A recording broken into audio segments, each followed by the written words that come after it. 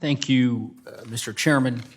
Grateful to the witnesses for being here today, and of course to members on both sides of the aisle for joining us for this important subcommittee hearing. I do want to first just say, after the chaotic last few weeks, certainly pleased to be back in front of the subcommittee, and I do appreciate the inclusion of a bill from one of my Democratic colleagues for this legislative hearing.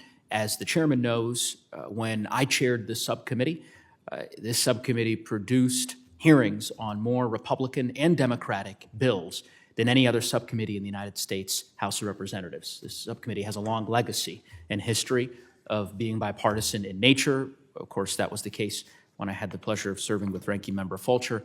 And so I want to thank the chairman for, I hope, continuing that practice in upcoming hearings and perhaps putting more bills from my colleagues on both sides of the aisle before this particular subcommittee.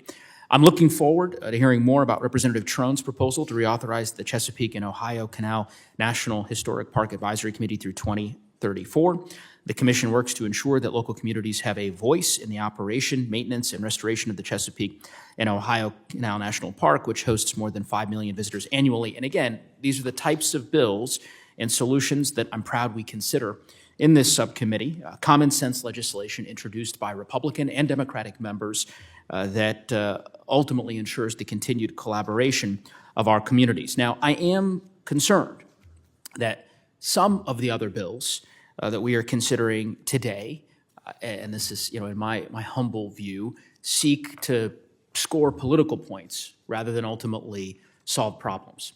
And I'm even more concerned that some of these bills, I don't know if we can call them bills because I believe they're discussion drafts, which is not something that this subcommittee at least was engaged in customarily when I chaired the subcommittee, putting forth bills that are not yet ready for prime time, but nonetheless asking witnesses, including administration witnesses, to opine on them. In any event, there are multiple bills that have no direct connection to the jurisdiction of this particular subcommittee. And I want to be clear because although we have different views as to the substance of Ms. Maltinakis' bill, I do believe her bill does have a connection to this committee's jurisdiction.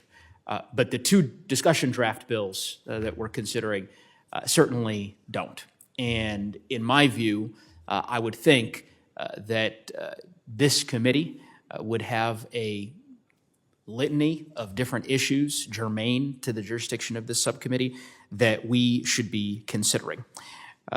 I, of course, agree that we have a crisis at our southern border, and it is a policy issue and a funding issue that has long required comprehensive solutions and increased resources for our enforcement agencies. I have been disappointed that so many of my colleagues on the other side of the aisle, when faced with this crisis, have instead doubled down on calls from some members of their conference to defund law enforcement, to defund the Department of Homeland Security, to defund the FBI, to defund the DEA. I certainly don't agree with the position that some of my colleagues on the other side of the aisle have taken in regards to that. I think we should be providing more resources to those law enforcement agencies. I also think, to the extent that one is arguing, is that I believe the chairman of the subcommittee and the chairman of the full committee are arguing that the National Park Service or the U.S. Forest Service should have some role with respect to these issues, that we shouldn't be cutting funding for those agencies either.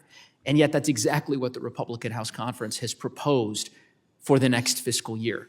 Drastic, deep, draconian cuts to the Department of Interior, to the National Park Service, to the Forest Service.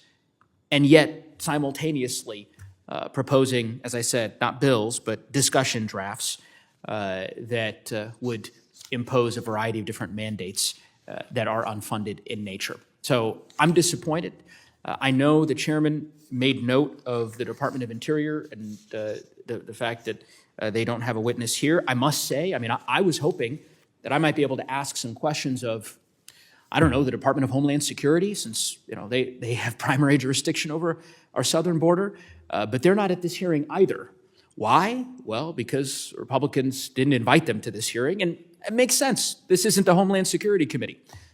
This isn't the Immigration Subcommittee of the Judiciary Committee, on which I actually have served. I was hoping I might be able to ask some questions of Customs and Border Control. CBP might have something to say about the issues that we're discussing today. But my understanding from Democratic staff is that they weren't invited either. They found out about one of these discussion drafts from Democratic staff. So I know I'm out of time, and I appreciate the chairman's indulgence as always. I would just simply say I'm hoping that after we conclude this hearing, we can get back to the way in which this subcommittee has historically been run and the way in which I think it's been run for much of this year. So with that, I yield back.